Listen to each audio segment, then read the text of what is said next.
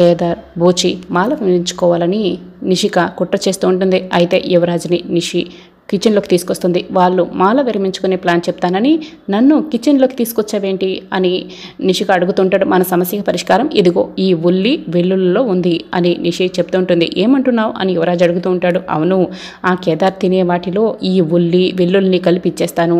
అది తిన్నాక పాపం కేదార్ ప్రసాదం అనుకొని కళ్ళకద్దుకొని తినేస్తాడు అంటూ వడల్లో ఉల్లి వెల్లుల్లి వేసి ఇచ్చేస్తుంది. ఇక దాన్ని కేదార్ యువరాజ్ పూజకి భోజనం వడ్డించాలని పిలుస్తూ ఉంటుంది. ఇక యువరాజ్కి నిషి వడ్డిస్తూ ఉంటుంది. దాత్రి కేదార్కి వడలు వేస్తూ ఉంటుంది. అయితే కేదార్ వడ తింటూ ఉంటాడు. అయ్యయ్యో కేదార్ స్వామి, మీరు ఏ వడలు తింటున్నారు అని నిషి అడుగుతూ ఉంటుంది. మీరు ఏ వడలు తింటున్నారో నేను అవే తింటున్నాను అని కేదార్ చెప్తూ ఉంటారు.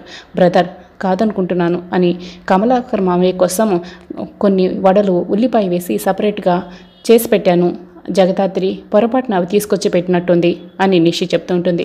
ఇక దాత్రి కేదార్ షాక్ అవుతూ చూస్తూ ఉంటారు. అయ్యయ్యో ఎంత అపచారము అని వైజయంతి కూడా చెప్తూ ఉంటుంది. ఇక ఉల్లిపాయ తిన్నారు అంటే ఖచ్చితంగా మాల విరమించుకోవాల్సిందే అని నిషి చెప్తూ ఉంటుంది. దాత్రి కేదార్లు షాక్ అవుతూ చూస్తూ ఉంటారు. యువరాజ్ ప్లాన్ వర్కౌట్ ఉందని చాలా సంతోషంగా ఉంటాడు. ఇంకా ఏం జరగబోతుందనేది రాబోయే ఎపిసోడ్లో తెలుసుకుందాం. Thanks for watching.